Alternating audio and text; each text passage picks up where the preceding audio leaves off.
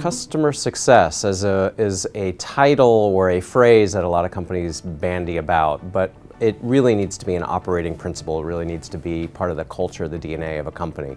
Keeping your customers happy is so hard because everybody has a microphone nowadays. You can go on Twitter, you can go on Yelp, you can go on Instagram, and people are going to have a voice for anything that's wrong. One of the most influential things I've learned from my experience with customer success at University of San Francisco was focusing on when problems arise with customers, learning how to implement practices to make it so that problem never happens again, and making sure that that ends up going company-wide. Our university, USF, is essentially the first master's program to have customer success as a curriculum. They gave me more experience in terms of applying some of the in-class knowledge to real-world projects. Working with companies to deliver and talk about real solutions that they're facing within their business, I think it's a significant opportunity for any student that's in the program. What we find with USF candidates is they're ready to hit the ground running. They have cross-functional, multidisciplinary capabilities that really understand not just